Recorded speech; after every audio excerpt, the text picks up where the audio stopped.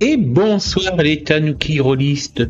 On se retrouve pour la suite de ma campagne solo en compagnie de l'IA ChatGPT qui me fait guise de MJ pour vous raconter l'histoire de Shayton Arrow, un jeune Amérindien qui vit dans la ville de Blackwater dans l'Iowa et qui en ce 1er septembre 1997 fait sa rentrée au lycée. Alors que son oncle Dick venait de le déposer en moto devant le lycée, Shayton a fait connaissance avec quelques-uns de ses élèves.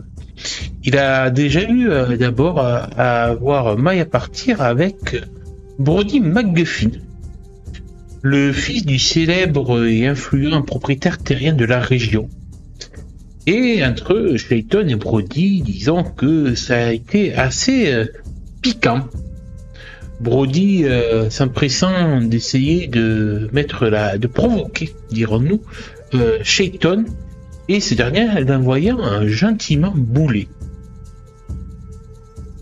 Alors qu'il s'éloignait du fils McGuffin, Shayton a rencontré une autre personne qui représente la troisième famille influente de Blackwater, la famille Toussaint, à la personne de leur fille cadette Tiana.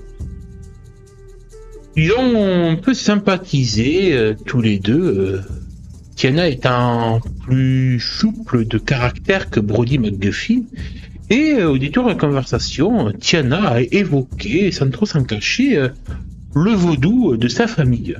Shayton a été assez pris au dépourvu par les révélations occultes de la jeune fille, se demandant même si elle se moquait pas un peu de lui.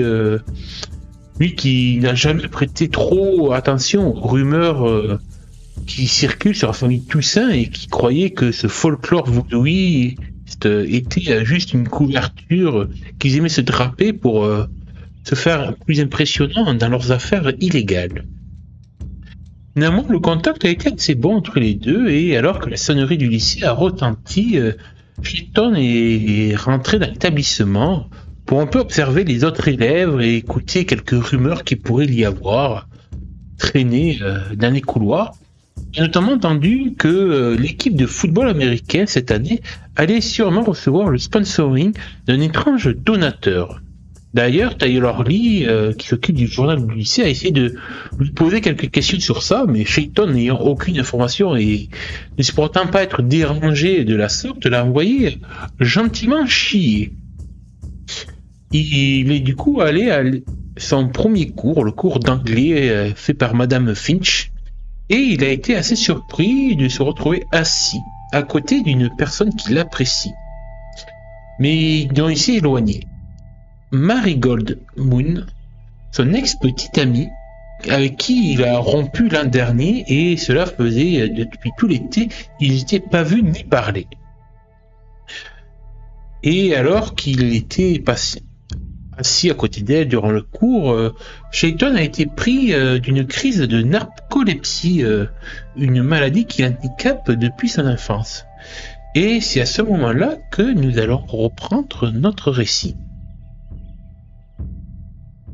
Alors que le cours d'anglais commence, Shayton sent ses paupières devenir lourdes.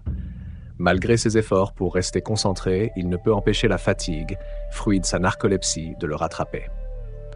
En quelques secondes, il pique du nez, sa tête basculant doucement sur le côté. Le monde autour de lui s'efface et un rêve commence à s'emparer de lui. Le rêve est intense, vibrant. Il se retrouve près des chutes de Blackwater, là où la légende des sorcières noyées résonne encore. L'eau, noire et menaçante, gronde en contrebas, et autour de lui, des silhouettes indistinctes se tiennent dans la brume épaisse. Il entend des murmures, des voix qu'il ne reconnaît pas, mais qui semblent l'appeler par son nom. Au loin, une silhouette plus nette se détache. Une femme au visage indéchiffrable, enveloppée d'un voile noir, tend la main vers lui. Sur ses doigts, des fils lumineux s'étirent comme une toile d'araignée, tissant des motifs complexes qui flottent dans l'air. Il sait, sans savoir comment, que ces fils sont liés à lui, à son destin de Dreamcatcher. La toile semble vibrer au rythme de ses battements de cœur. Soudain, une autre figure apparaît dans le rêve. Marigold Moon. Elle est là, au bord des chutes, son sourire apaisant, mais quelque chose cloche. Elle semble prisonnière, prise dans les fils tissés autour d'elle. Chayton sent son propre pouvoir s'éveiller, une force en lui qui le pousse à intervenir, à comprendre ce que cette vision signifie. Le rêve se termine brusquement lorsqu'il sent une main douce le secouer. C'est Marigold, bien réelle cette fois, qui le réveille doucement. « Chayton, tu es tombé endormi ? Ça va ?» murmure-t-elle avec inquiétude.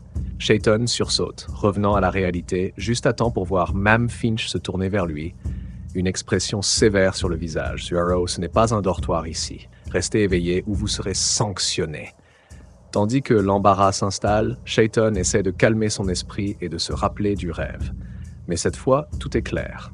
Il se souvient parfaitement de chaque détail, de la femme au fil lumineux, des chutes et surtout de la présence de Marigold dans ce cauchemar onirique. Chayton se souvient parfaitement du rêve et a obtenu un ascendant sur Marigold Moon, puisqu'elle faisait partie de cette vision étrange. Ce rêve pourrait être prémonitoire, une alerte des événements futurs ou sur des dangers imminents liés à la marche des rêves et des cauchemars.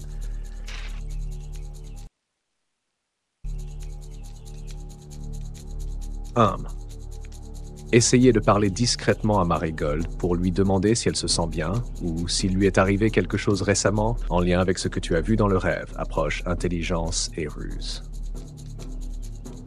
2. Gardez cette information pour toi. Pour réfléchir plus tard à ce que ce rêve pourrait signifier, sans alerter Marigold pour l'instant. Approche. Interprétez le rêve comme un avertissement immédiat et tentez de parler à Bigby ou un autre membre spirituel de ta famille plus tard pour comprendre ce que cette vision pourrait signifier. Que décide de faire Chayton après ce rêve marquant? Du coup, je me réveille un peu un sursaut grâce à l'intervention de Marigold qui me sort de ma narcolepsie et devant le regard sévère de Miss Filch et sûrement que tous les autres élèves qui ont sûrement tourné aussi leur regard vers moi, vu que ça a un peu perturbé le cours, je me sens un peu mal à l'aise aussi et sans hésiter, en fait, je traîne pas et je me lève, gêné, prenant mon sac à dos et adressant juste un... Faut que j'y aille et je me sens pas bien. Je quitte donc la classe sans trop demander l'avis de Miss Finch qui semble un peu assez irritée de mon attitude. Chayton, encore secoué par la force du rêve et l'embarras de s'être endormi en plein cours, sent tous les regards peser sur lui. Il ne peut supporter cette pression. Pas maintenant. Avec un mouvement brusque, il se lève, son sac à dos accroché à une épaule, et lâche un rapide « Faut que j'y aille, je me sens pas bien », sans même attendre la réaction de Ma'am Finch. La professeure le fixe, les lèvres pincées, clairement irritée par son attitude. Mais avant qu'elle ne puisse répliquer, Chayton est déjà hors de la classe. Les murmures des autres élèves commencent à monter, mais il les ignore.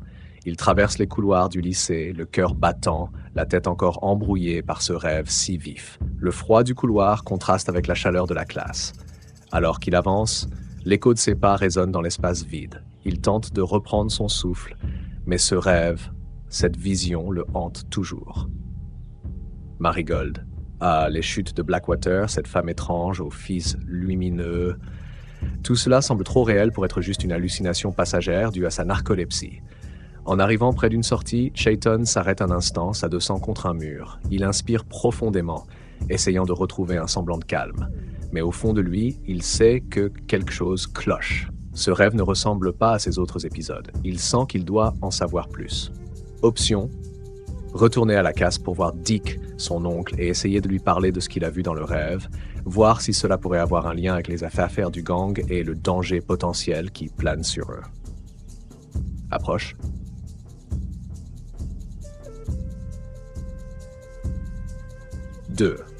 Allez voir Bigby à sa caravane, car il est le seul à comprendre ce qui se passe vraiment dans la marche des rêves et des cauchemars. Chayton a besoin de réponses et son grand-père pourrait l'aider à déchiffrer ce rêve. Approche, lâcher prise. 3. Chercher Marigold après les cours pour lui parler plus franchement de ce qu'il a vu et essayer de comprendre si quelque chose de surnaturel la menace réellement. Intelligence et ruse ou souplesse. Quelle direction prend-il la classe? En fait, je pense que je vais pas aller à la casse ni aller voir mon grand-père à sa caravane parce qu'en fait, on est encore le matin. J'ai pas envie de sécher les cours dès le premier jour. Du coup, je me contente juste de un peu reprendre mon souffle. Et en fait, je pense que c'est Marigold qui va venir me retrouver. En fait, elle va demander à Miss Finch de s'absenter elle aussi, du coup, pour voir si je vais bien. Et du coup, elle va me rejoindre dans les couloirs pour me demander comment je vais.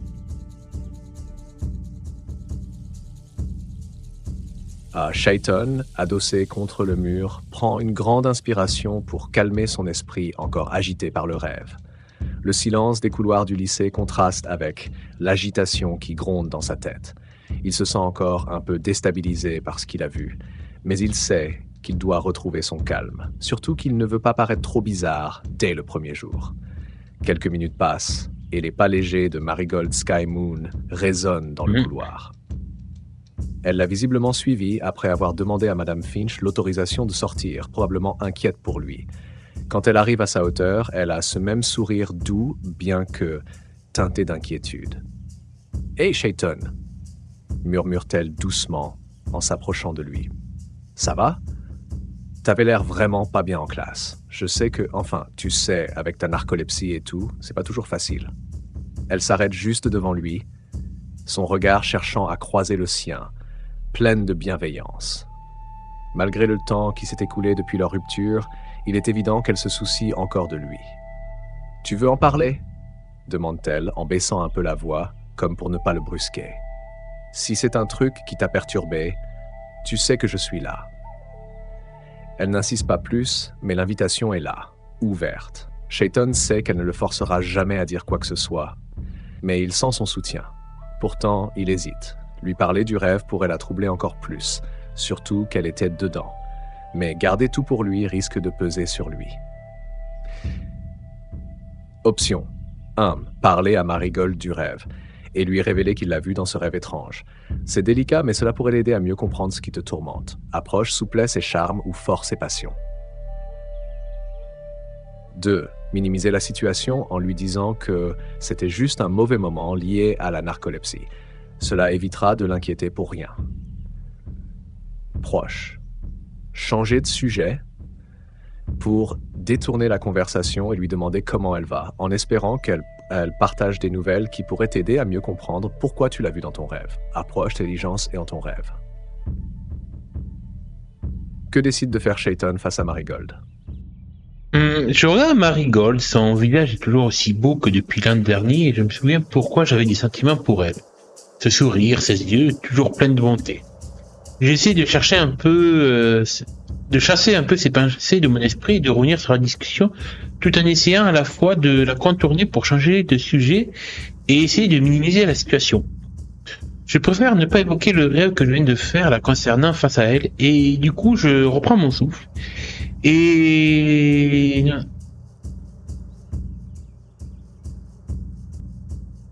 non, c'est rien, Marigold. Tu vois bien, disons que ça fait un petit moment que j'avais pas fait de crise comme celle-là et je crois que c'est le stress de la rentrée, tout ça, tu comprends?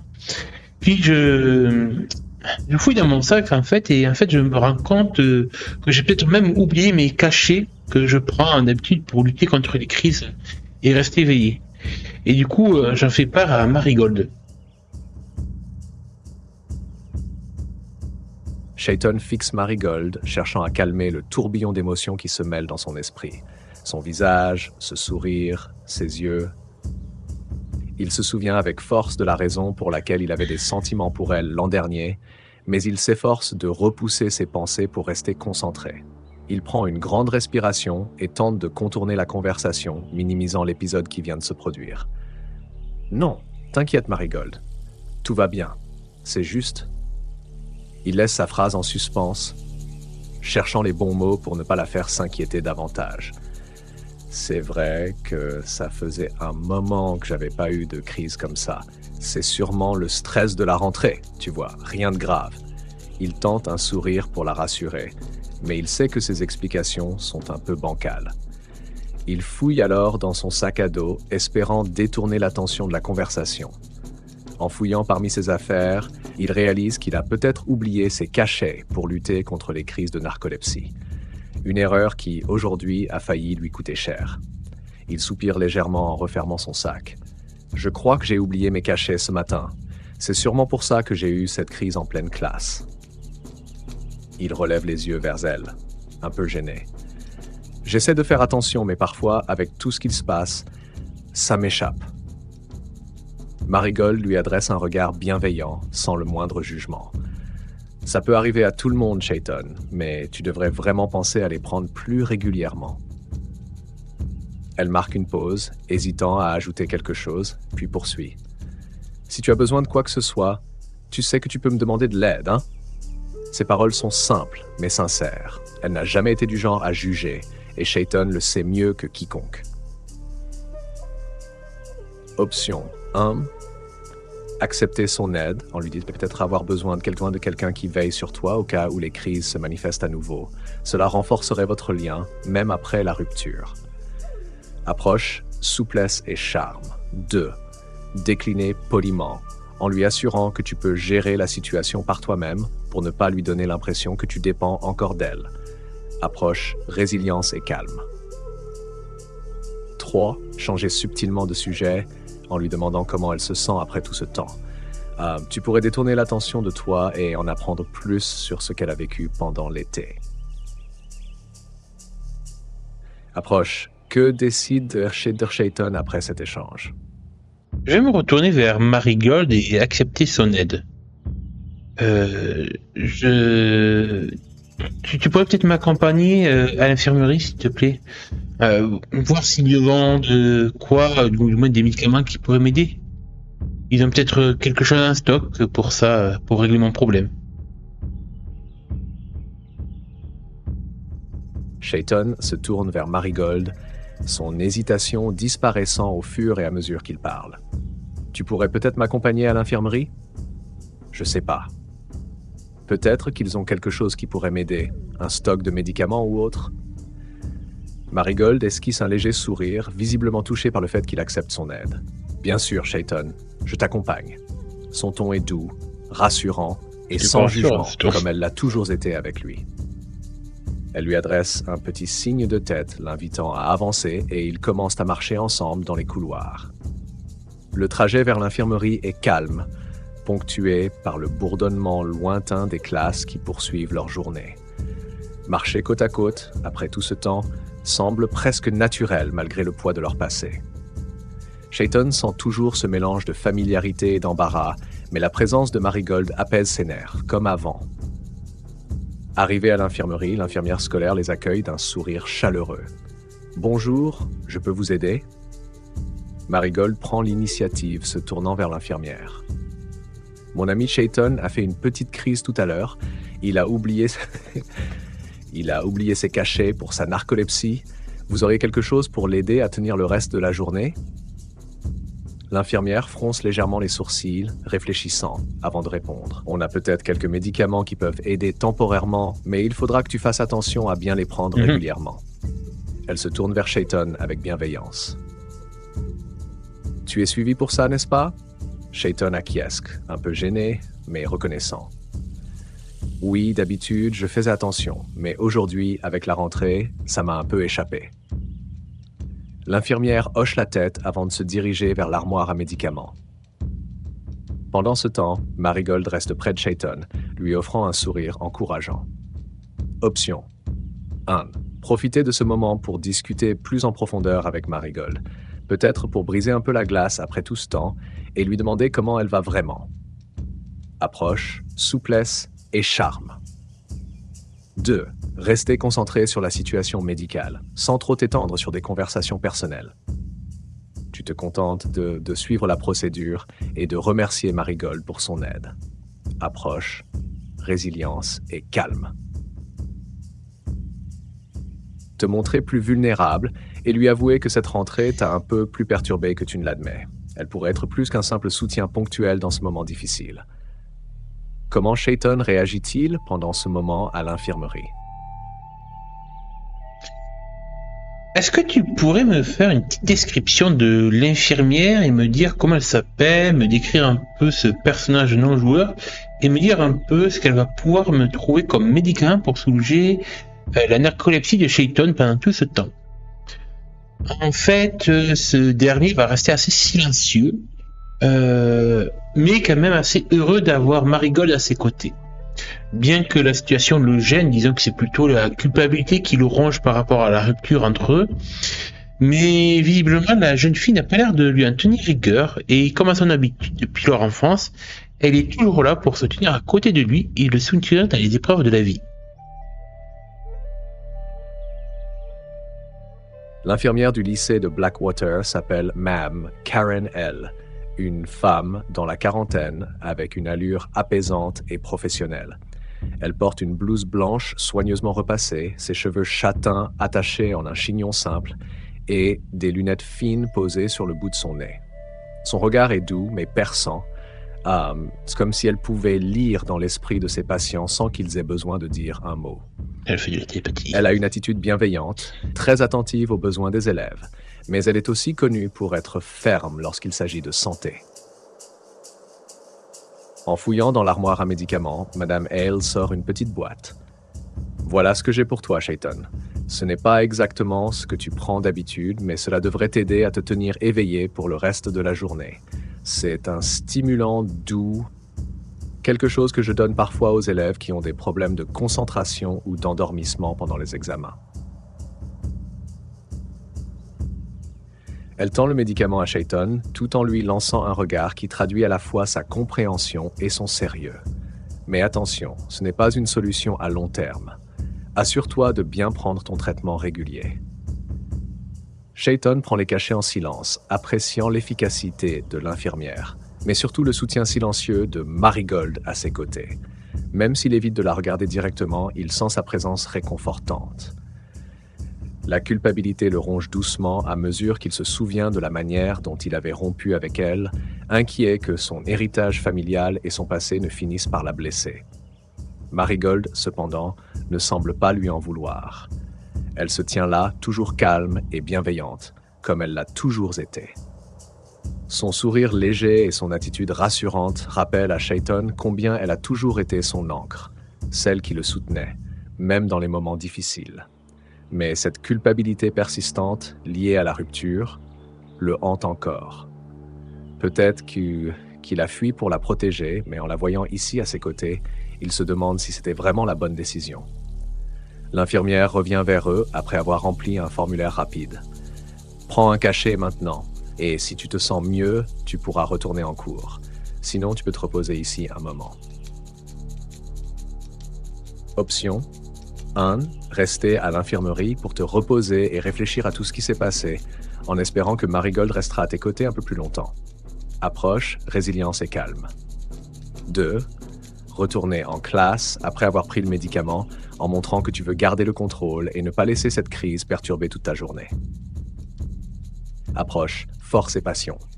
Profitez de ce moment pour parler à Marigold, peut-être pour t'ouvrir un peu plus sur ce que tu ressens ou au moins commencer à briser la glace après la rupture. Souplesse et charme. Comment Chayton réagit-il après avoir reçu le médicament? Je pense que je vais prendre le médicament prescrit par l'infirmière et je prendrai la décision de retourner en classe, accompagné par Marigold qui me sentant un peu mieux et un peu plus revigoré. Du coup, je pense que Miss Finch nous voit nous réinstaller sans rien dire de plus. Le cours va bien se passer, aussi la journée en elle-même. Ça va bien se passer jusque dans l'après-midi, où je pense que Chayton ira sûrement de son côté dans les couloirs, là où il y a, tu sais, tous les casiers. Il y a aussi le fameux panneau d'affichage en liège où il y a toutes les propositions de clubs extrascolaires qu'il y a au lycée pour essayer de se trouver peut-être une activité après les cours de l'après-midi. Peux-tu me faire quelques propositions de clubs extrascolaires typiques d'un lycée que l'on pourrait trouver? Après une matinée plus mouvementée que prévu, Chayton se sent mieux grâce aux médicaments et au soutien silencieux de Marigold. Ils retournent en classe ensemble et Mme Finch, bien que toujours un peu froide, ne fait pas de commentaires sur leur retour tardif. Le reste du cours se passe sans accroc et la journée suit son cours normalement. Chayton réussit à rester concentré et passe même une bonne partie des cours à observer les élèves autour de lui. s'intégrant progressivement. Une fois la cloche de midi retentissante, marquant la fin de la matinée, il se retrouve à flâner dans les couloirs près des casiers. Là, un grand panneau d'affichage en liège capte son attention.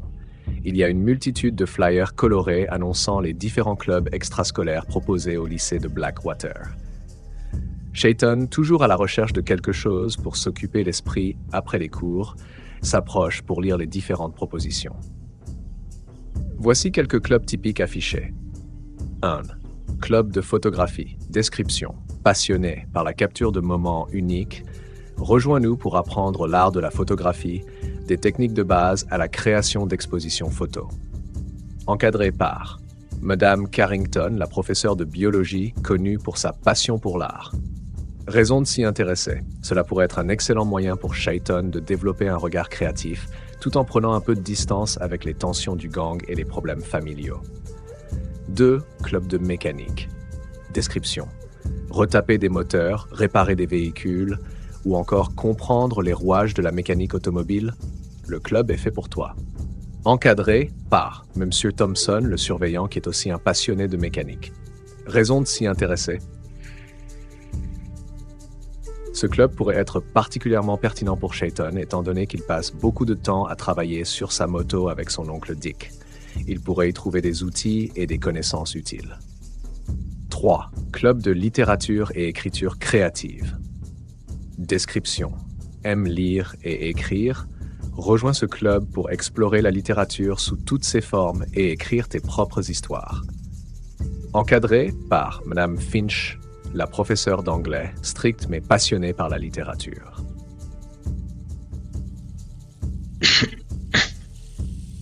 Bien que ce ne soit pas l'activité qui semble naturellement attirer Chayton, cela pourrait être un moyen de développer une sensibilité différente et de voir comment la fiction peut refléter la réalité. Club de musique.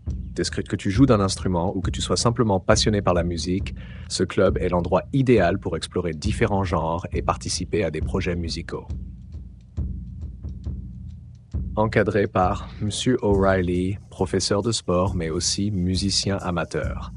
Raison de s'y intéresser. S'il a envie de découvrir un autre aspect de lui-même ou de socialiser avec des élèves comme Elliot Park, qui est dans le groupe du lycée, ce club pourrait être une belle porte d'entrée. 5. D'arts martiaux et self-défense. Apprends à te défendre tout en développant ton mental et ta discipline grâce à des entraînements réguliers. Oh, ça j'aime bien. J'aime bien ce club. Encadré par Sensei Nakamura, un expert en arts martiaux qui intervient après les cours. Raison de s'y intéresser. Avec toutes les tensions qu'il vit au quotidien, tant au sein du gang que dans la vie scolaire, Chayton pourrait vouloir renforcer ses compétences en combat tout en maîtrisant son corps et son esprit. 6. Club de journalisme. Description. Passionné par les actualités, la recherche de la vérité ou l'écriture d'articles, ce club est parfait pour les élèves curieux et motivés à enquêter. Encadré par Mangadren Ahanam, elle, l'infirmière, qui gère également le journal du lycée. Raison de s'y intéresser. Bien que Chayton ne soit pas particulièrement proche de Tyler Lee, cela pourrait être une opportunité de découvrir plus de secrets sur les dynamiques du lycée, tout en jouant sur la prudence. Option, s'intéresser au club de photographie pour explorer un côté plus créatif de toi tout en capturant les moments clés de ta vie au lycée. 2. Rejoindre le club de mécanique, un choix évident pour ton amour des moteurs et de la moto. 3. Explorer le club de self-défense afin de canaliser tes énergies et tensions dans une discipline physique. 4. Penser à un autre club, comme la musique ou la littérature pour développer d'autres aspects de toi-même. Quel club attire le plus l'attention de Chayton pour l'instant? Alors, sans aucune hésitation, le club qui m'attire directement, c'est celui de mécanique. Car je le connais déjà un petit peu grâce à mon oncle, puis ça me permettra d'en apprendre un peu plus, pour un peu l'impressionner aussi, je dois avouer. Et du coup, je prends aussi le flyer du club de self-défense.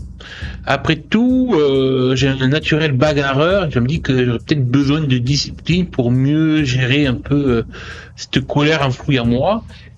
Et puis après tout, j'avoue à moi-même que j'aimerais bien en apprendre un peu mieux plus pour mieux me maîtriser et coller un bon petit direct du droit à Brody McGuffin le jour où celui-ci ira un peu trop loin dans la provocation.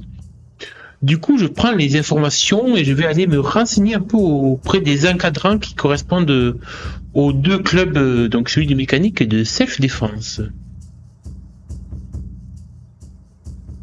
Shayton le flyer du club de mécanique, sans hésiter, un sourire en coin en pensant à tout ce qu'il pourrait apprendre pour impressionner son oncle Dick. Mais en même temps, il attrape également celui du club de self-défense, une idée qui germe dans son esprit. Se défendre avec discipline et peut-être un jour faire taire Brody McGuffin d'un seul coup bien placé, ça lui plaît. Il se dirige vers l'atelier de mécanique du lycée, un peu à l'écart des salles de classe principales. Là, il trouve M. Thompson, le surveillant qui s'occupe du club de mécanique, penché sur un moteur ouvert. Le bruit des outils et l'odeur d'huile lui rappellent la casse familiale. M. Thompson lève les yeux en entendant Shayton approcher. « Ah, salut, gamin. Tu cherches des infos sur le club de mécanique ?» dit-il en essuyant ses mains avec un chiffon. Shayton acquiesce. « Ouais, je voulais en savoir un peu plus. J'ai déjà une moto que je retape avec mon oncle, alors je pensais que ça pourrait être utile de m'inscrire ici. » M. Thompson sourit, visiblement impressionné. « Ah, un passionné, ça fait plaisir. On a tout ici pour t'aider à pousser tes connaissances plus loin. Moteur, pièces, on fait de tout. Si t'es sérieux, je te laisse une place pour les ateliers. On se réunit 2 fois par semaine après les cours. Ça t'intéresse? » Après avoir pris note des horaires, Shayton le remercie avant de se diriger vers le gymnase pour rencontrer Sensei Nakamura, l'instructeur du club de self-défense. Le gymnase est plus calme, mais une affiche sur les arts martiaux attire son attention. Il croise Sensei Nakamura, un homme calme et imposant à la fois, vêtu d'un kimono traditionnel, en train d'ajuster un sac de frappe. « Tu cherches des infos pour le club de self-défense » demande-t-il avec une voix posée, mais ferme. Shayton acquiesce. « Oui, je me disais que ça pourrait être intéressant. Je suis plutôt bagarreur de nature, mais je pense que je pourrais apprendre à me maîtriser. » Sensei Nakamura hoche la tête. « C'est un bon début. Ici, tu apprendras à utiliser ta force avec sagesse et à canaliser ta colère. Nous nous réunissons les mercredis après les cours. Viens faire un essai et tu verras si cela te convient. » Shayton, satisfait de ces 2 rencontres, a désormais les informations en main pour s'inscrire à ces clubs. Il se sent plus déterminé à se lancer dans ces activités qui lui parlent vraiment. Option 1. T'inscrire directement au club de mécanique, un choix évident pour continuer à progresser dans ton projet de moto. 2. Faire un essai au club de self-défense pour voir si tu peux vraiment canaliser ta nature bagarreuse et apprendre quelque chose de nouveau. 3. T'inscrire aux 2 clubs, combinant à la fois ta passion pour la mécanique et ton envie d'apprendre à te maîtriser physiquement. Que décide de faire Shayton? Je m'inscris directement au club de mécanique sans aucune hésitation, ça c'est clair. Et du coup, je vais accepter la proposition du Sensei Nakamura de prendre rendez-vous avec lui pour le prochain vendredi afin de faire un test au club de self-défense. Je pense qu'après ça, après avoir convenu du Sensei du rendez-vous, je pense que ce sera l'heure en fait pour Shayton de rentrer chez lui, car c'est la fin de la journée au lycée et du coup, je vais rentrer chez moi directement. Mais en fait, sur le chemin de la maison, je décide en fait de partir à pied et de sortir un peu de Blackwater pour aller à l'endroit où se trouvent les caravanes des mobil-hommes, pas loin de la réserve amérindienne et notamment à la rencontre de mon grand-père Bigby.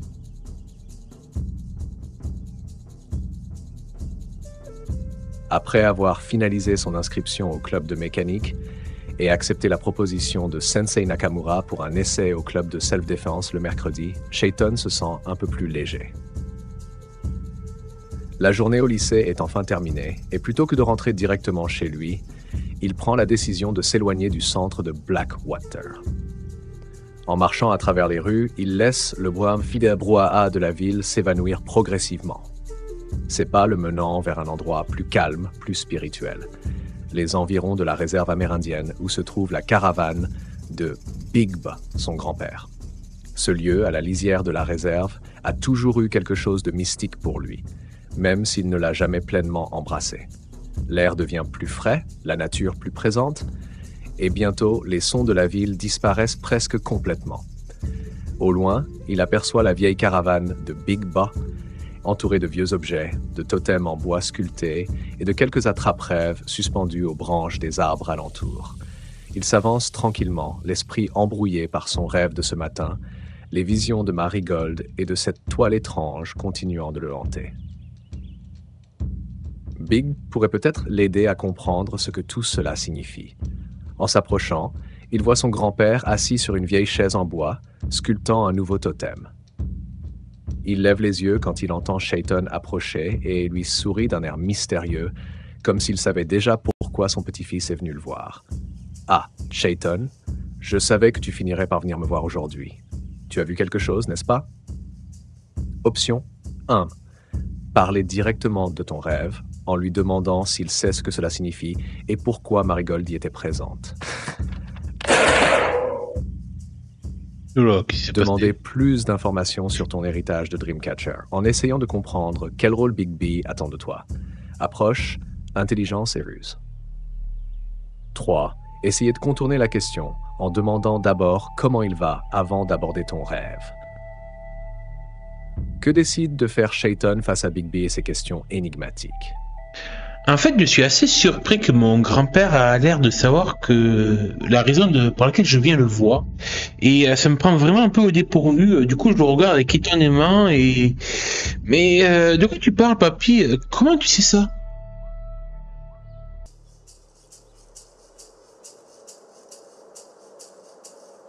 Bigby, toujours assis dans sa chaise de bois, esquisse un sourire énigmatique en voyant l'étonnement dans les yeux de Chayton.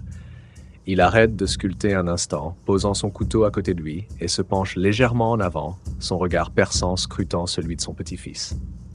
« Je le sais, parce que, tout comme toi, je suis lié à la marche des rêves et des cauchemars, » répondit-il calmement. « Tu es mon héritier, Chayton. Depuis ta naissance, tu portes en toi le don des Dreamcatchers. Tu n'as peut-être pas encore compris l'ampleur de ce pouvoir, mais tes rêves, ils ne sont pas que des rêves. » Bigby marque une pause, laissant ses paroles résonner dans l'air, pesantes.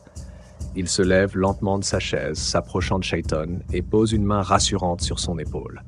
« Aujourd'hui, tu as vu quelque chose, n'est-ce pas? Quelque chose qui t'a perturbé, un rêve différent des autres. Je ne sais pas exactement ce que tu as vu, mais je sens que ton lien avec la marche devient plus fort.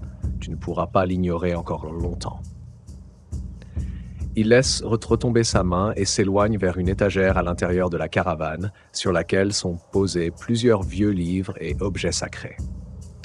Il en tire un petit carnet usé qu'il tend à Chayton. Ce carnet appartenait à ton arrière-grand-père. Il a tenu un journal de ses propres expériences avec la marche des rêves. Ce qu'il a vu, ce qu'il a appris, tout est ici. Peut-être que cela t'aidera à mieux comprendre ce que tu as vu aujourd'hui. Option 1. Accepter le carnet et demander plus d'explications, surtout sur ce que signifie être un Dreamcatcher et quel est le lien avec les rêves que tu fais. 2. Rester sur la défensive, refusant d'accepter pleinement ce qu'il te dit et insister sur le fait que ce rêve te paraissait trop étrange pour être simplement lié à ton héritage. Approche. 3. Accepter le carnet sans trop poser de questions pour l'instant, mais avec l'intention de le lire plus tard, en privé, pour essayer de comprendre tout cela à ton rythme. Approche résilience et calme. Quelle est la réaction de Chayton face aux révélations de Bigby et à ce carnet mystérieux? J'aurais quand même mon grand-père avec un peu de curiosité, de stupeur face à tout ce qu'il vient de me révéler. Et je suis quand même assez surpris. Mais de quoi tu parles, papy? La marche des rêves et des cauchemars, un Dreamcatcher? Non mais c'est quoi tout ça? C'est que du folklore? C'est que des légendes de notre peuple?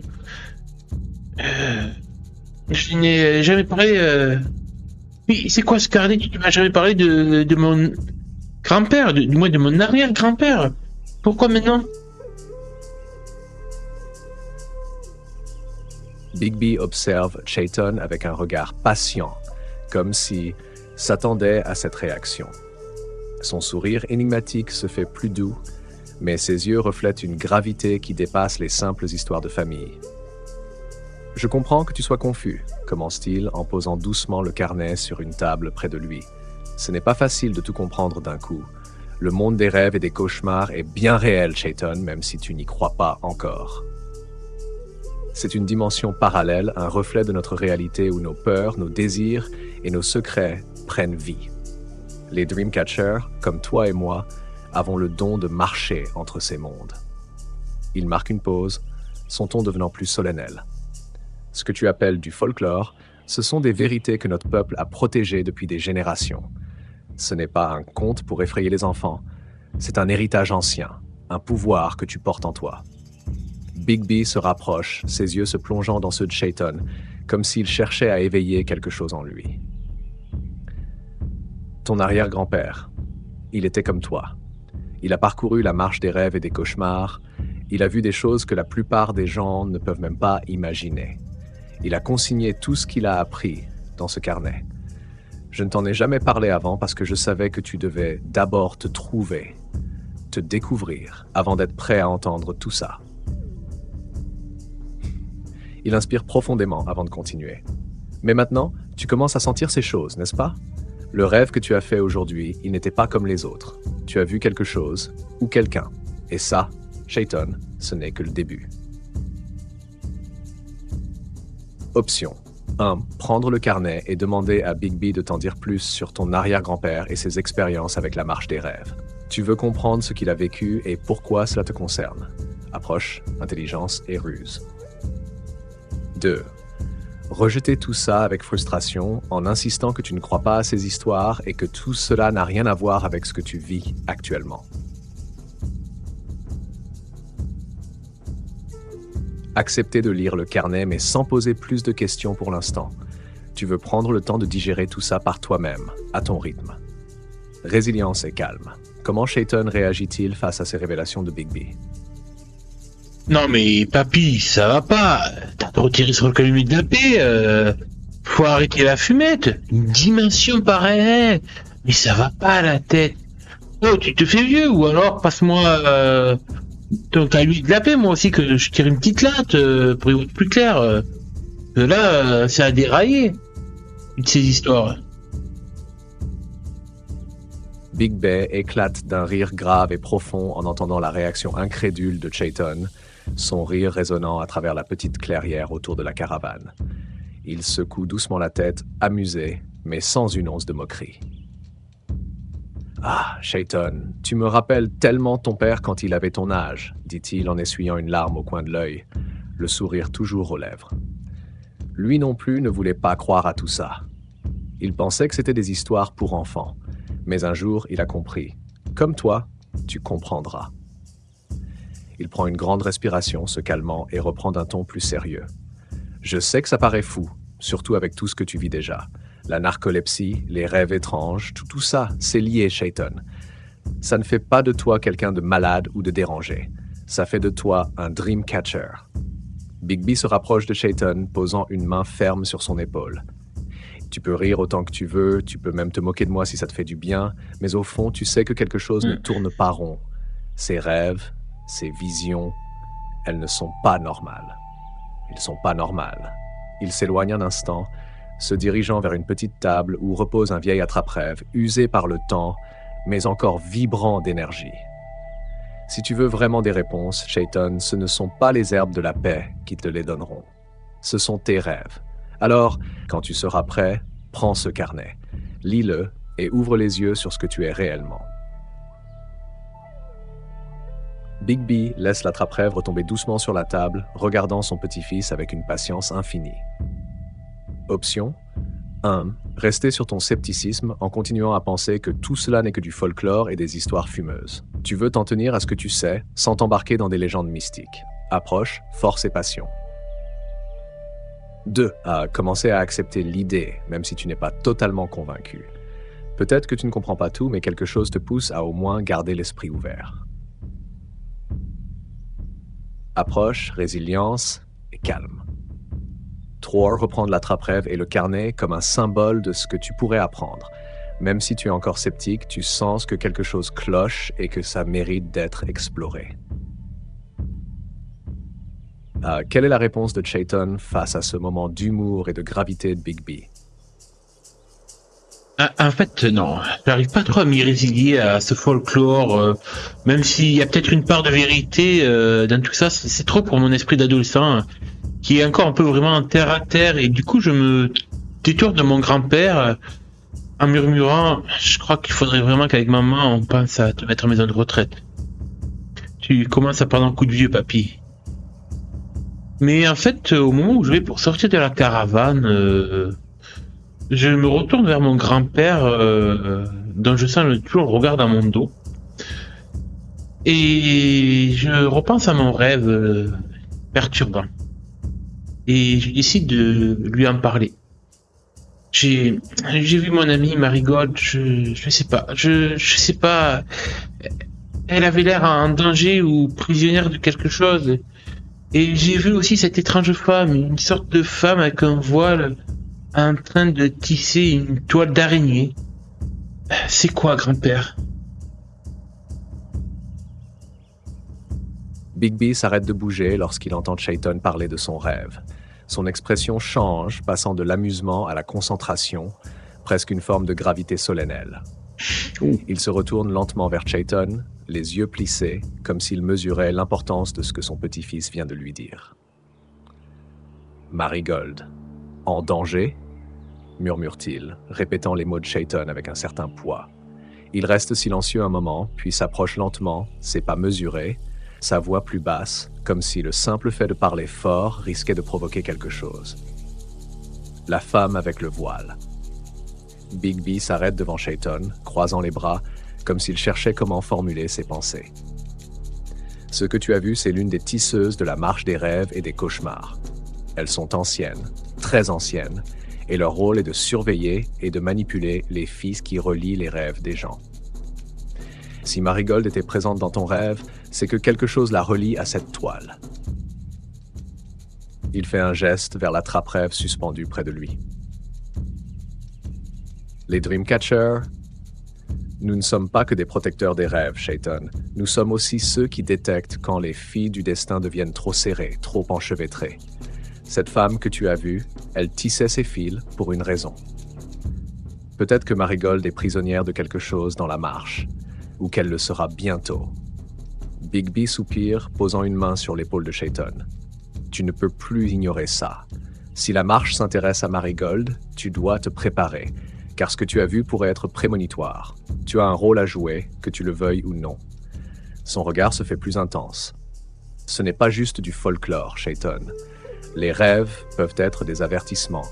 Et si cette femme tisse les cauchemars de Marigold, alors tu dois agir. Option 1.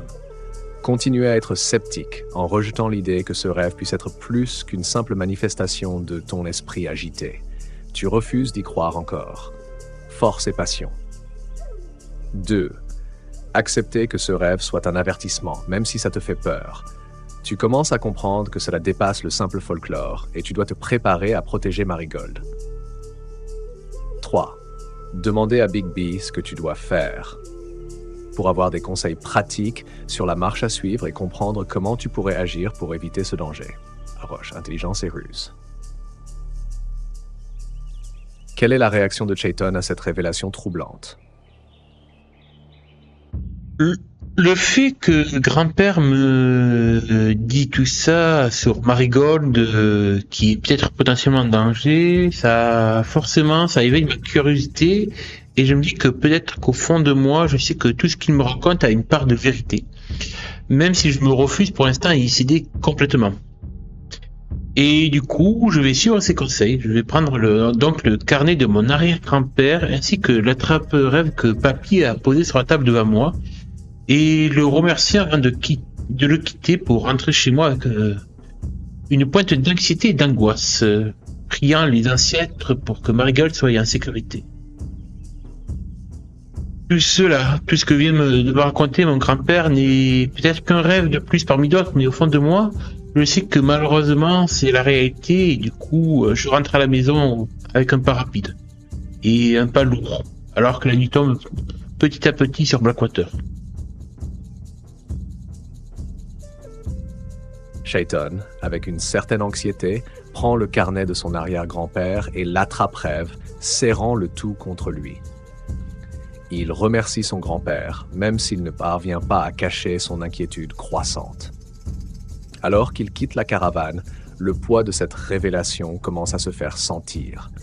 Chaque pas qu'il fait dans la direction de chez lui est alourdi par la crainte que ce rêve ne soit pas qu'une simple hallucination, mais bien un avertissement. Alors qu'il avance dans les rues, le ciel se teinte de couleurs crépusculaires et la ville de Blackwater se plonge doucement dans la pénombre. Le vent se lève, froid et sec, chuchotant à ses oreilles des échos de ce qu'il a vu dans son rêve.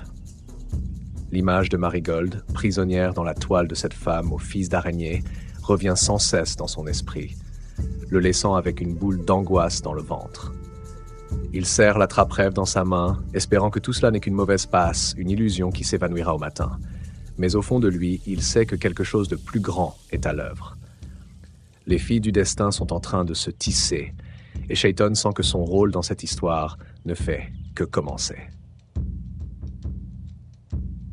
En rentrant chez lui, la nuit tombée, il se prépare mentalement à ouvrir ce carnet, à explorer les secrets de son héritage de Dreamcatcher, tout en priant pour que Marigold ne soit pas déjà trop impliquée dans cette sombre toile onirique.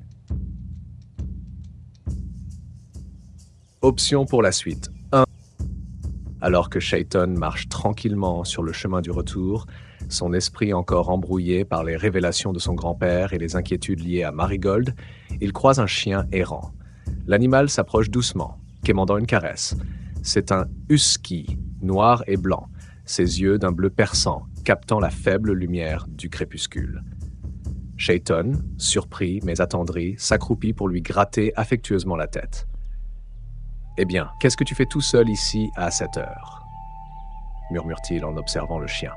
« T'as pas de maître ?» Il cherche un collier autour du cou de l'animal, mais ne trouve rien. Le husky semble être un errant, un vagabond sans maison. Chayton songe un instant à l'emmener avec lui, mais il se rappelle aussitôt que sa mère ne veut pas de chien à la maison. Soupirant légèrement, il se redresse et laisse le chien derrière lui, continuant sa route. Sans se retourner, il ne remarque pas que le husky reste figé sur place, le fixant intensément de ses yeux glacés. Alors que Chayton disparaît peu à peu dans l'obscurité, une transformation étrange s'opère sur l'animal. Une grimace monstrueuse garnie de crocs scintillants étire la gueule du chien en un sourire déformé. Ce n'est pas un sourire que pourrait arborer un véritable animal, ni même un humain. Puis, dans un murmure effrayant, un chuchotement presque imperceptible, les mots s'échappent de la gueule de l'animal. « Va dormir, Chayton Arrow. Cette nuit, les cauchemars viendront te trouver. » En un instant, le chien disparaît dans un panache de fumée noire, se fondant dans la nuit qui tombe sur Blackwater. Une étrange aura plane désormais sur la route vide, un mystère plus sombre que les nuages qui couvrent le ciel étoilé. Mais Chayton, inconscient de cette étrange rencontre, continue sa marche vers chez lui, la tête pleine d'inquiétude et de doute, ignorant complètement l'étrange présage qui plane sur lui. Et c'est sur cette scène mystérieuse que notre séance s'achève pour ce soir. Merci à tous d'avoir suivi cet épisode des aventures de Chayton. Rendez-vous jeudi prochain à la même heure sur la chaîne Tanière des Tanuki Rollistes pour découvrir la suite de son histoire. Qui sait quels cauchemars viendront troubler notre jeune héros. Bonne soirée à tous et à bientôt pour la suite.